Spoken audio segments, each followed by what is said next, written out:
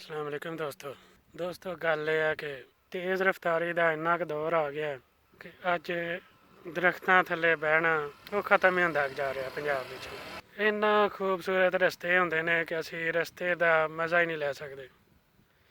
ਤੇਜ਼ ਰਫ਼ਤਾਰੀ ਇੰਨੀ ਕੁ ਹੋ ਚੁੱਕੀ ਹੈ ਕਿ ਸਿਵਾਏ ਸੜਕ ਤੋਂ ਸਾਡਾ ਕਿਤੇ ਫੋਕਸ ਹੀ ਨਹੀਂ ਹੁੰਦਾ। ਅਸੀਂ ਦਰਖਤਾਂ ਦੇ ਥੱਲੇ ਬਹਿਣਾ ਛੱਡ ਛੜਿਆ, ਬਲਕਿ ਭੁੱਲ ਹੀ ਗਏ ਹਾਂ ਕਿ ਇਹ ਦਰਖਤ ਕਿੱਡੀ ਵੱਡੀ ਨਿਮਤ ਨੇ ਸਾਡੇ ਲਈ। ਫੈਕਟ ਦੀ ਗੱਲ ਹੈ ਕਿ ਇੱਕ ਏਸੀ ਜਿਹੜਾ ਹੈ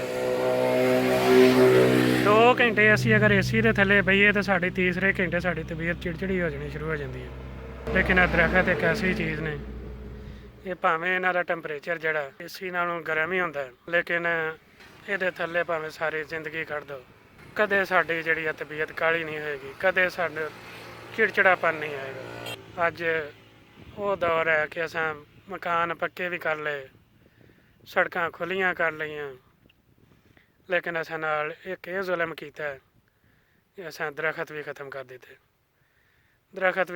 ਦਿੱਤੇ।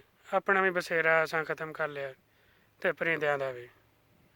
ਜਿੰਨਾ ਹੋ ਸਕੇ ਦੋਸਤੋ ਦਰਖਤ ਲਾਓ ਅਤੇ ਰਸਤਿਆਂ ਦੇ ਵਿੱਚ ਬਹਿ ਜਾ ਕਰੋ। ਕਦੇ ਕੋਈ ਘਣਾ ਦਰਖਤ ਨਜ਼ਰ ਆਏ ਅਤੇ ਥੱਲੇ ਬਹਿ ਲਿਆ ਕਰੋ। ਇਹ ਨਹੀਂ ਜੇ ਦੌਰ ਲੱਭਣਾ, ਇਹ ਤੇਜ਼ ਰਫ਼ਤਾਰੀ 'ਚੋਂ ਸਾਨੂੰ ਆਪੇ ਹੀ ਵਕਤ ਕੱਢਣਾ ਪੈਣਾ, ਨਹੀਂ ਤਾਂ ਵਕਤ ਨਹੀਂ ਨਿਕਲਦਾ।